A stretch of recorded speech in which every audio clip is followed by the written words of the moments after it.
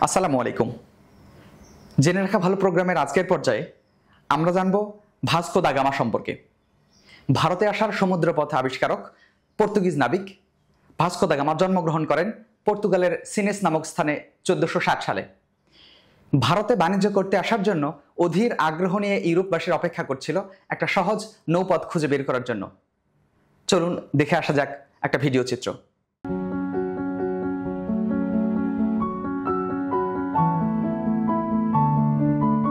Vasco da Gama. Vasco da Gama Portuguese নাবিক, ভারতে আসার সমুদ্রপথ আবিষ্কারক। ভাস্কো দা গামা জন্মগ্রহণ করেন পর্তুগালের সিনেস নামক স্থানে 1460 সালে। ভারতে বাণিজ্য করতে আসার জন্য অধীর আগ্রহ নিয়ে ইউরোপবাসীরা অপেক্ষা করেছিল একটা সহজ নৌপথ খুঁজে বের করার জন্য। এখন শুনুন সেই কাহিনী।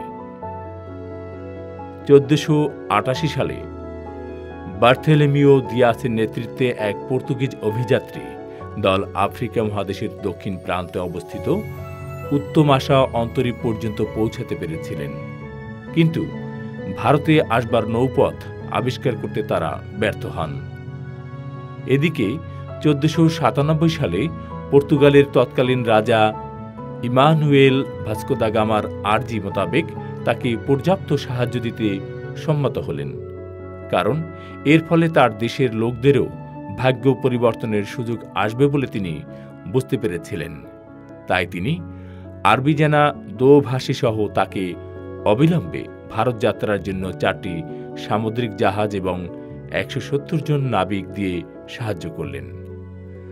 ভাস্কো দা গামা সেই বছর 8 জুলাই রওনা দিলেন কে পভার্দি দ্বীপপুঞ্জের দিকে।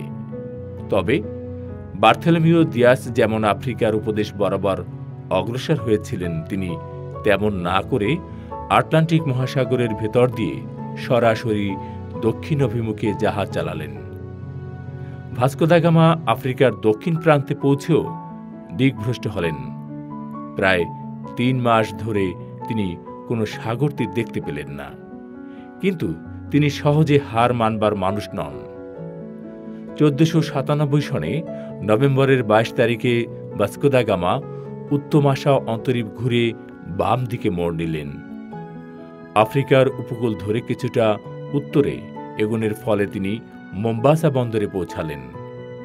এরপর একজন ভারতীয় পথ নির্দেশকের দেখা তিনি পেলেন কেনিয়ার মালিন্দি নামক স্থানে, যিনি আরব সাগর অতিক্রম করে সরাসরি তাকে ভারতের কালিকট বন্দরে পৌঁছাতে সাহায্য করলেন। সেটা 1498 সালের 20 মে, যেদিন ভাস্কো দা গামা প্রথম ভারতের মাটিতে পা রাখতে পারলেন। তিনি শেষ পর্যন্ত ভারত পৌঁছাতে পেরে অত্যন্ত আনন্দিত হলেন।